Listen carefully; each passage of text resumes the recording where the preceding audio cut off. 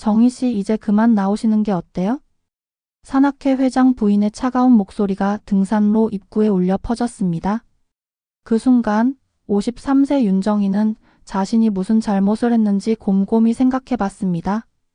건강을 위해 가입한 산악회, 그저 사람들과 어울리고 싶었을 뿐인데 어느새 자신은 소문의 주인공이 되어 있었습니다. 사실 정희의 인생은 순탄하지 않았습니다. 25년의 결혼 생활을 정리하고 홀로 서기 시작한 지 2년.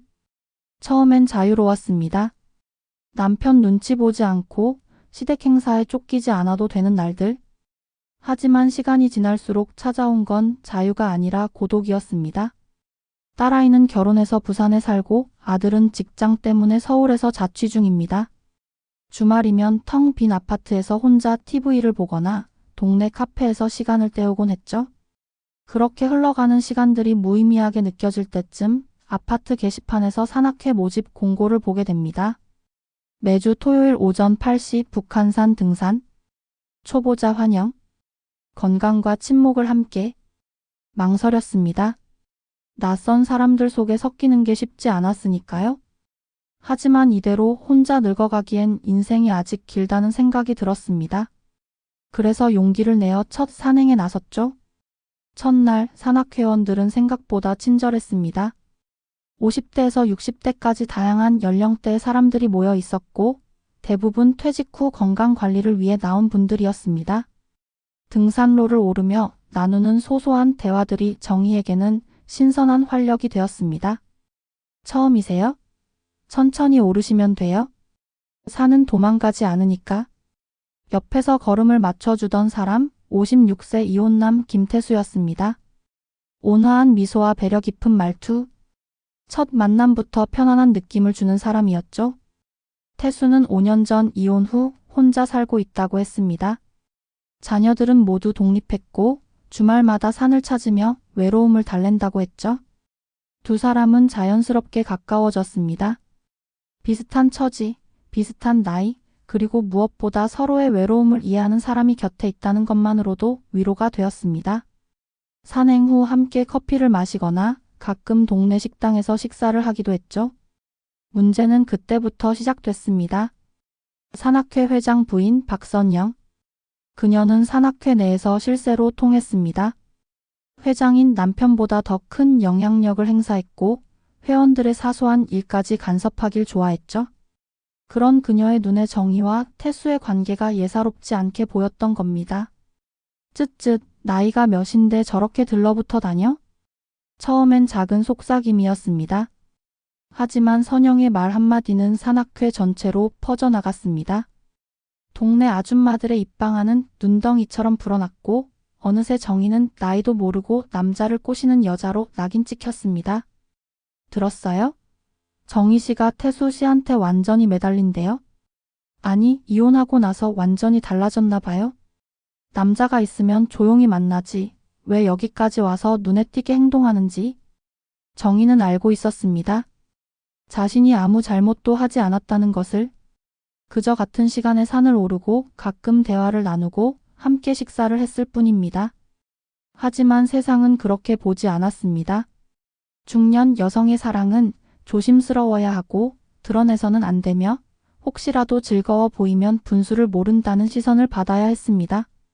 산행할 때마다 느껴지는 차가운 시선들, 뒤에서 수군거리는 소리들. 정희는 점점 산악회에 나가는 것이 두려워졌습니다. 건강과 친목을 위해 시작한 일이 이렇게 고통스러울 줄은 몰랐습니다. 어느 날 선영이 직접 찾아왔습니다. 산행이 끝나고 주차장에서 정희를 불러 세웠죠. 정희 씨 잠깐 할 말이 있어요? 선영의 얼굴은 냉담했습니다. 마치 잘못을 저지른 학생을 혼내는 선생님 같았죠. 우리 산악회는 가족 같은 분위기를 중요하게 생각해요. 그런데 요즘 분위기가 이상해졌어요? 정희 씨 때문에요? 제가? 무슨 잘못을? 잘못이요? 아니, 잘못까지는 아니죠. 하지만 여기 오시는 분들이 다 불편해 하시잖아요? 특히 태수 씨랑 너무 가깝게 지내시는 것 같아서요. 태수 씨는 우리 산악회 오랜 회원이고 저희 부부랑도 친한 사이예요. 근데 요즘 태수 씨가 정희 씨한테만 신경 쓰는 것 같아서 솔직히 말하면 좀 보기 안 좋아요? 정희는 할 말을 잃었습니다. 자신이 무슨 큰 죄라도 지은 것처럼 취급당하는 기분이었습니다. 이제 그만 나오시는 게 어때요? 정희 씨를 위해서도 산악회 분위기를 위해서도 그게 나을 것 같아요. 그 말을 듣는 순간 정희는 결심했습니다. 더 이상 이곳에 있을 이유가 없다고? 자신을 환영하지 않는 곳에서 억지로 버틸 필요가 없다고 말이죠. 집으로 돌아온 정희는 산악회 단체 채팅방에 짧은 메시지를 남겼습니다. 그동안 감사했습니다. 개인 사정으로 산악회를 그만두게 되었습니다. 모두 건강하세요? 메시지를 보내고 나서 채팅방을 나왔습니다. 태수에게 연락하지 않았습니다. 그에게도 피해가 갈까봐 걱정됐으니까요. 그렇게 정희의 두 번째 도전은 또다시 실패로 끝나는 것처럼 보였습니다. 산악회를 떠난 후 정희는 다시 혼자가 되었습니다. 토요일 아침이 되어도 알람을 끄고 누워 있었고 창밖으로 보이는 맑은 하늘이 오히려 마음을 우울하게 만들었습니다. 내가 뭘 잘못했지? 같은 생각이 머릿속을 맴돌았죠. 하지만 정희가 모르는 사이 산악회에서는 다른 이야기가 펼쳐지고 있었습니다. 정희가 떠난 다음 주 토요일, 태수는 산악회에 나타났지만 평소와 달리 말이 없었습니다. 산행 내내 혼자 걸었고 회원들과 어울리지도 않았죠. 산 정상에 도착했을 때 태수는 회장을 불러냈습니다. 회장님, 정희 씨가 왜 그만뒀는지 아세요? 회장은 머뭇거렸습니다. 부인에게 들은 이야기가 있었지만 직접 말하기는 껄끄러웠죠.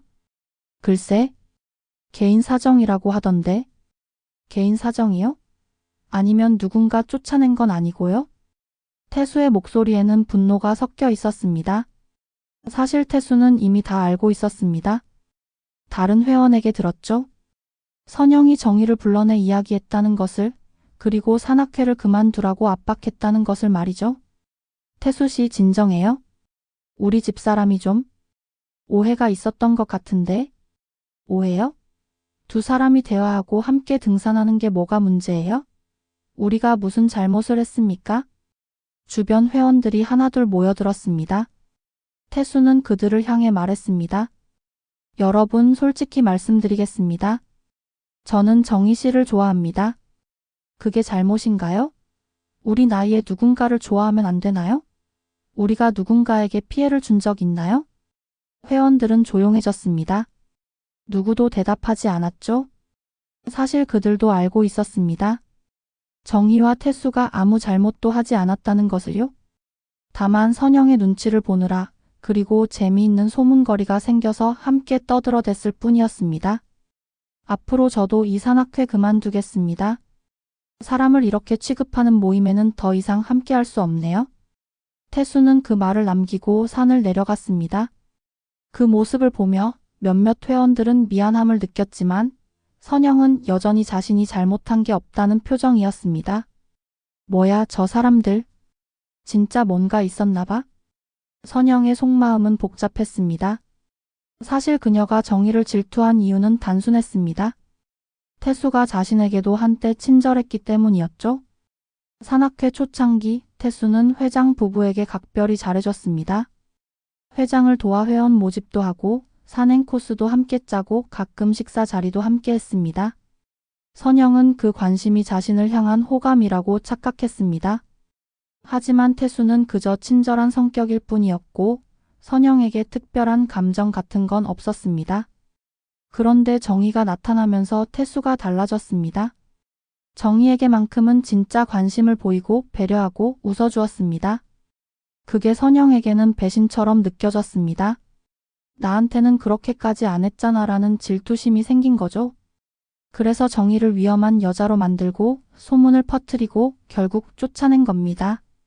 하지만 선영도 예상하지 못한 일이 벌어졌습니다. 태수가 산악회를 떠난 후 몇몇 회원들도 하나둘 떠나기 시작한 겁니다. 특히 정희와 친하게 지내던 몇몇 여성 회원들이 산악회 분위기가 이상하다며 조용히 나갔습니다. 결국 회장은 부인에게 말했습니다. 당신이 너무 심하게 한 거 아니요? 정희 씨가 뭘 잘못했다고 저렇게까지? 나는 우리 산악회를 지키려고 한 거예요? 저런 여자 때문에 분위기 망치면 어떡해요? 무슨 분위기를 망쳐요? 당신 혼자 예민하게 구는 거지. 부부 싸움까지 벌어졌습니다. 회장도 이제야 깨달았습니다. 부인의 질투 때문에 괜찮은 회원 2명을 잃었다는 것을요? 한편 태수는 정희에게 연락을 시도했습니다. 하지만 정희는 전화를 받지 않았습니다. 문자도 읽고 답장하지 않았죠? 태수는 답답했습니다. 할 말이 너무 많은데 그녀에게 닿을 방법이 없었습니다. 내가 너무 부담을 준 건가? 태수도 고민이 깊었습니다. 혹시 자신 때문에 정희가 힘들었던 건 아닐까? 자신의 관심이 오히려 그녀에게 독이 된 건 아닐까? 그런 생각이 들자 더 이상 연락하는 것도 조심스러워졌습니다. 그렇게 두 사람은 서로를 생각하면서도 연락하지 못한 채 시간을 보냈습니다. 정희는 다시 혼자만의 일상으로 돌아갔고 태수도 혼자 산을 찾으며 그리움을 사귀었습니다. 하지만 마음이란 게 그렇게 쉽게 정리되지 않는 법입니다. 정희는 토요일이 되면 자꾸 산악회 생각이 났고 태수와 함께 걸었던 등산로가 떠올랐습니다. 태수도 마찬가지였습니다. 혼자 산을 오를 때마다 정희가 옆에서 숨을 헐떡이며 웃던 모습이 눈에 밟혔죠. 세상은 그들에게 냉정했지만 두 사람의 마음만큼은 진심이었습니다. 그 진심이 다시 만날 수 있을지 아니면 그대로 잊혀질지는 아직 아무도 몰랐습니다. 정희는 산악회를 그만둔 후 한 달 동안 집에만 있었습니다. 아침에 눈을 뜨면 할 일이 없었습니다. 예전엔 토요일이 기다려졌는데 이제는 토요일이 두려웠습니다. 그날이 되면 자꾸 산악회 사람들 생각이 났고 특히 태수의 얼굴이 떠올랐으니까요. 딸에게서 전화가 왔습니다. 엄마, 요즘 왜 전화도 안 받아? 무슨 일 있어? 아니, 아무 일도 없어. 그냥 좀 피곤해서. 엄마 목소리가 이상한데? 혹시 어디 아파? 아니야, 괜찮아. 그냥. 요즘 날씨가 변덕스러워서 그래. 딸을 걱정시키고 싶지 않았습니다. 산악회에서 있었던 일을 말하면 딸은 분명 화를 낼 겁니다. 엄마가 뭘 잘못했다고 그래? 라며 당장 찾아가겠다고 할지도 모르죠. 하지만 그러고 싶지 않았습니다. 이미 충분히 창피했고 더 이상 누구에게도 이 이야기를 하고 싶지 않았습니다. 어느 날 동네 슈퍼에 장을 보러 갔을 때였습니다. 산악회 회원 중 한 명과 마주쳤습니다. 그 사람은 정희를 보자마자 어색한 표정을 지으며 고개를 돌렸습니다. 마치 모르는 사람처럼 말이죠. 정희는 그 순간 깨달았습니다. 아, 나는 이제 없는 사람 취급을 받는구나. 가슴이 먹먹했습니다. 같이 산을 오르고 김밥을 나눠 먹고 사진도 함께 찍었던 사람들. 하지만 이제는 슈퍼에서 마주쳐도 못 본 척하는 사이가 되어버렸습니다. 집으로 돌아오는 길 정희는 눈물이 났습니다. 억울해서 화가 나서 그리고 외로워서 울었습니다. 53년을 살아오면서 이렇게 무력감을 느낀 적이 없었습니다. 내가 뭘 잘못한 거지? 누군가를 좋아하는 게 죄야? 나이 들면 사람 만나지도 말아야 해? 하지만 답은 없었습니다. 세상은 중년 여성에게 너무나 가혹했습니다. 이혼하고 혼자 사는 것도 모자라 누군가를 만나면 철없다, 나이 값을 못한다는 소리를 들어야 했습니다. 같은 시간 태수도 비슷한 심경이었습니다. 산악회를 떠난 후 혼자 산을 찾았지만 예전 같지 않았습니다. 산 정상에 올라도 함께 기뻐할 사람이 없었고 힘들 때 응원해줄 사람도 없었습니다. 태수는 정희에게 몇 번이나 전화를 걸었지만 번번이 거절당했습니다. 문자를 보내도 답이 없었죠. 내가 너무 부담을 준 건가? 태수는 자책했습니다. 자신 때문에 정희가 힘들어했다면 차라리 멀리 있는 게 나을지도 모른다고 생각했습니다. 하지만 마음은 그렇게 쉽게 정리되지 않았습니다. 마트에 가도 TV를 봐도 산책을 해도 자꾸 정희 생각이 났습니다. 그녀가 좋아하던 커피향, 등산화 끈을 묶으며 짓던 미소, 산 정상에서 숨을 고르며 했던 이야기들. 이러면 안 되는데. 태수는 자신에게 말했습니다. 하지만 마음은 따로 놀았습니다. 어느 날 태수는 결심했습니다. 정희에게 마지막으로 한 번만 연락해 보기로요. 만약 그때도 거절당하면 정말로 포기하기로 했습니다. 문자를 보냈습니다. 정희 씨 저예요? 갑자기 연락해서 놀라셨죠? 할 말이 있어서 연락했어요? 이번 토요일 우리 처음 만났던 그 등산로에 갈 거예요? 아침 8시예요? 혹시 나오실 수 있으면 나와주세요? 못 나오셔도 괜찮아요? 그냥 전하고 싶은 말이 있어서요? 꼭 기다릴게요. 문자를 보내고 나서 태수는 한숨을 쉬었습니다. 나올까? 안 나올까?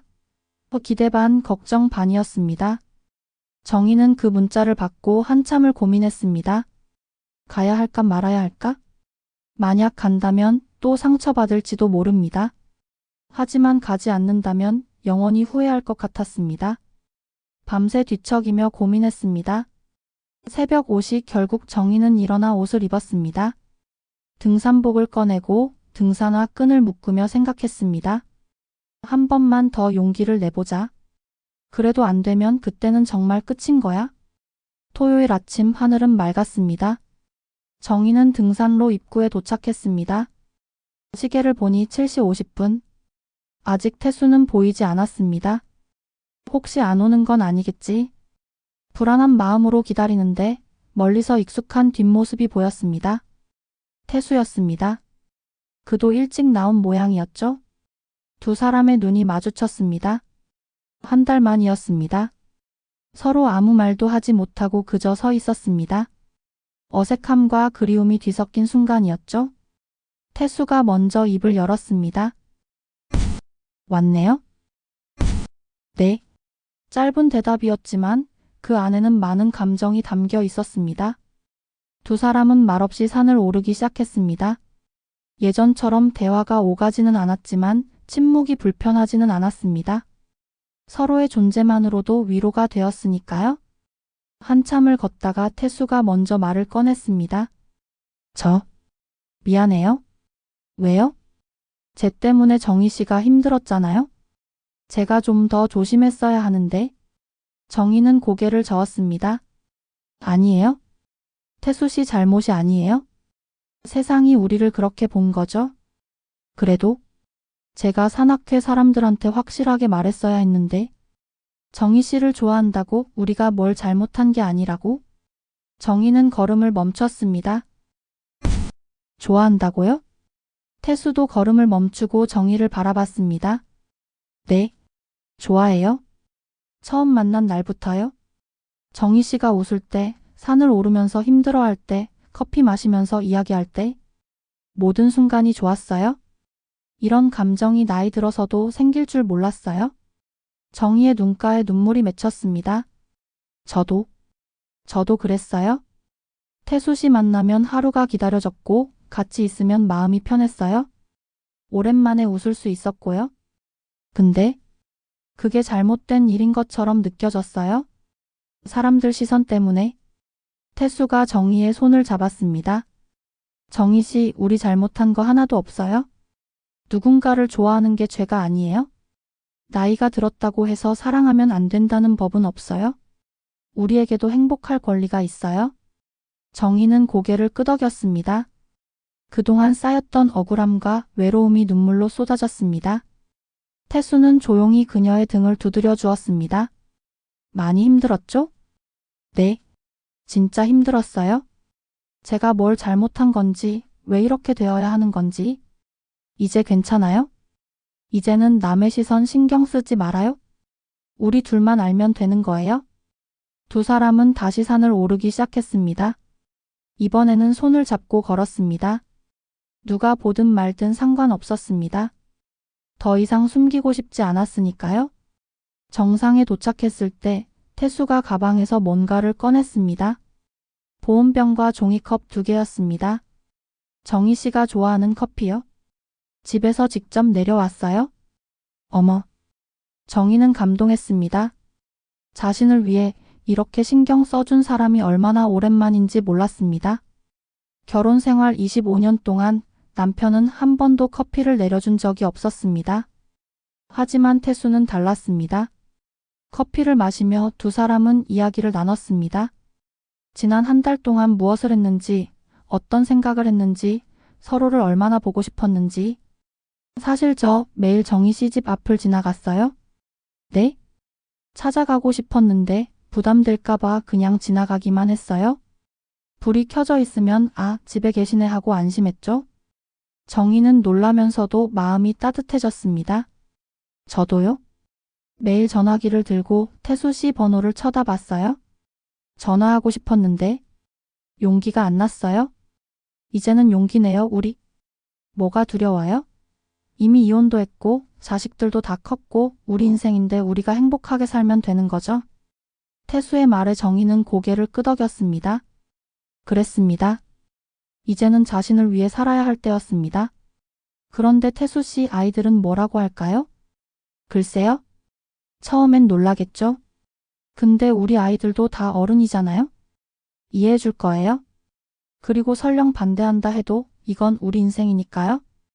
두 사람은 산 정상에서 한참을 앉아 있었습니다. 바람이 불고 햇살이 따뜻했습니다. 오랜만에 느끼는 평화로움이었죠. 정희 씨 이제 어떻게 할 거예요? 산악회로 다시 돌아갈 거예요? 정희는 고개를 저었습니다. 아니요. 그곳엔 돌아가고 싶지 않아요. 굳이 우리를 환영하지 않는 곳에 갈 필요 없잖아요. 그럼 우리 둘이서 산 다닐까요? 다른 산악회 찾아보든지 아니면 그냥 우리끼리. 좋아요? 그게 더 좋을 것 같아요. 두 사람은 웃었습니다. 처음으로 걱정 없이 눈치 보지 않고 웃을 수 있었습니다. 산을 내려오며 태수가 물었습니다.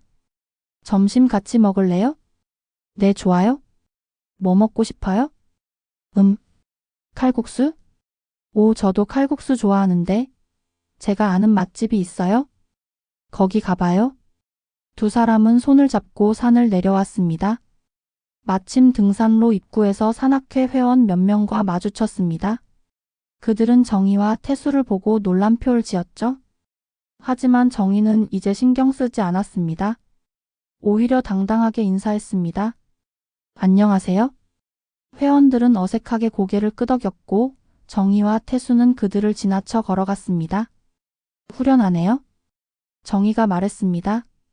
그죠? 이제부터는 우리답게 살아요. 두 사람은 칼국수 집으로 향했습니다. 함께 걸으며 이런저런 이야기를 나눴습니다. 앞으로 어떤 산에 갈지, 다음 주말엔 뭘 할지 조금씩 미래를 그려가기 시작했습니다. 그날 이후 정희와 태수는 공식적으로 만나기 시작했습니다. 주말마다 함께 산을 찾았고 평일에는 동네 카페에서 차를 마시거나 공원을 산책했습니다. 처음엔 주변 시선이 신경 쓰였습니다. 동네 사람들이 수근거리는 소리도 들렸죠. 하지만 신경 쓰지 않기로 했습니다. 자신들이 행복한 게 가장 중요했으니까요. 가장 걱정됐던 건 자식들의 반응이었습니다. 정희는 용기를 내어 딸에게 전화했습니다. 딸아, 엄마가 할 말이 있어. 왜? 무슨 일인데? 엄마? 요즘 만나는 사람이 있어? 전화기 너머로 잠시 침묵이 흘렀습니다. 누구? 산악회에서 만난 분이야. 이혼하신 분이고 나이도 엄마랑 비슷하고. 엄마 진심이야? 딸의 목소리에 놀람이 묻어났습니다. 응, 진심이야. 오랜만에 마음이 편한 사람을 만났어. 또 침묵이 흘렀습니다. 정희는 가슴이 두근거렸습니다. 딸이 뭐라고 할지 두려웠죠. 엄마? 응? 좋아. 엄마가 행복하면 나도 좋아. 그동안 엄마 혼자 있는 거 보면서 마음 아팠거든. 그분이 엄마한테 잘해주는 거 맞지? 응, 정말 좋은 사람이야. 그럼 됐어. 한번 만나보고 싶다. 언제 내려올래? 정희는 눈물이 날 것 같았습니다. 딸이 이렇게 쉽게 받아들여줄 줄 몰랐으니까요. 태수도 아들에게 이야기했습니다. 아들의 반응도 비슷했습니다. 아버지 잘 생각하셨어요? 혼자 사시는 것보다 훨씬 좋죠. 저희도 걱정 덜고요. 정말 괜찮겠니? 당연하죠. 아버지 인생인데 아버지가 행복하셔야죠. 자식들의 축복을 받고 나니 두 사람은 더욱 당당해졌습니다. 이제 정말로 누구 눈치도 보지 않고 만날 수 있게 된 거죠. 시간이 흐르며 두 사람의 관계는 더욱 깊어졌습니다. 서로의 집을 방문하고 함께 영화를 보고 맛집을 찾아다니며 데이트를 즐겼습니다. 50대 연애는 20대 연애와는 달랐습니다. 불타는 열정보다는 편안한 동행, 격렬한 감정보다는 깊은 이해가 있었습니다. 어느 날 태수가 정희에게 물었습니다. 정희 씨, 우리 여행 갈까요? 여행이요? 네. 제주도 어때요? 2박 3일 정도로요? 정희는 망설였습니다. 함께 여행을 간다는 건 그만큼 관계가 진전되었다는 의미였으니까요. 괜찮겠어요? 우리. 왜 안 돼요? 우리 이미 60 가까운 나이인데 뭐가 문제예요? 물론 방은 따로 잡을 거고요. 그냥 함께 여행하는 거예요. 제주도 바다도 보고 맛있는 것도 먹고 오름도 올라가고. 정희는 웃었습니다. 태수의 배려가 고마웠습니다. 좋아요? 가요, 제주도. 두 사람은 제주도 여행을 계획했습니다. 가고 싶은 곳을 리스트로 만들고 맛집 정보를 찾아보고 숙소를 예약했습니다. 마치 신혼여행을 준비하는 것처럼 들떠 있었죠. 제주도에서의 3일은 꿈 같았습니다. 함께 성산 일출봉에 올라 일출을 보고 섭지코지를 걸으며 사진을 찍고 흑돼지 구이를 먹으며 웃었습니다. 비가 와도 바람이 불어도 함께라서 행복했습니다. 마지막 날 밤 호텔 바닷가를 걸으며 태수가 말했습니다. 정희 씨, 저 하고 싶은 말이 있어요? 뭔데요? 우리 같이 살까요? 정희는 걸음을 멈췄습니다. 같이 산다고요? 네. 결혼까지는 아니어도 같은 집에서 살면 어떨까 해서요. 아침에 같이 일어나서 커피 마시고 저녁엔 함께 산책하고 밤엔 TV 보면서 이야기하고 그런 평범한 일상을 같이 보내고 싶어요. 정희의 눈에 눈물이 맺혔습니다. 저도 그러고 싶어요. 근데 괜찮을까요? 사람들이 뭐라고 하면? 이제 그런 거 신경 쓰지 말아요. 우리 인생이잖아요. 우리가 행복하면 되는 거예요. 정희는 고개를 끄덕였습니다. 좋아요. 같이 살아요? 두 사람은 포옹했습니다. 바닷가에서 파도 소리를 들으며 서로를 꼭 안았습니다. 서울로 돌아온 후 두 사람은 새로운 집을 구했습니다. 너무 크지도 작지도 않은 둘이 살기 딱 좋은 아파트였습니다. 함께 가구를 고르고 커튼을 골랐습니다. 모든 것이 새로운 시작이었죠. 이사한 날 정희의 딸과 태수의 아들이 함께 왔습니다. 이삿짐을 나르고 정리를 도와주고 저녁엔 함께 치킨을 시켜 먹었습니다. 엄마 행복해 보여. 그동안 이런 표정 본 적 없었는데. 딸이 말했습니다. 응, 엄마 정말 행복해. 태수의 아들도 말했습니다. 아버지도 완전 달라지셨어요? 표정이 밝아지셨어요? 네 사람은 함께 웃었습니다. 이들은 이제 하나의 가족이 된 거였습니다. 피로 연결되지는 않았지만 마음으로 연결된 가족이었죠. 시간이 흘러 1년이 지났습니다. 정희와 태수는 여전히 매주 산을 찾았습니다. 이제는 새로운 산악회에 가입해서 다른 사람들과도 어울렸죠. 이번 산악회는 달랐습니다. 나이든 연인들을 따뜻하게 환영해줬고 누구도 그들을 이상하게 보지 않았습니다. 정희 씨, 태수 씨, 오늘 등산 너무 수고하셨어요? 다음 주에도 나오시죠? 물론이죠. 집으로 돌아오는 길 태수가 정희의 손을 잡았습니다. 행복해요? 네, 정말 행복해요. 당신은요? 저도요. 매일매일이 감사해요. 두 사람은 웃으며 집으로 향했습니다. 저녁엔 함께 요리를 하고 밥을 먹고 TV를 보며 이야기를 나눌 겁니다.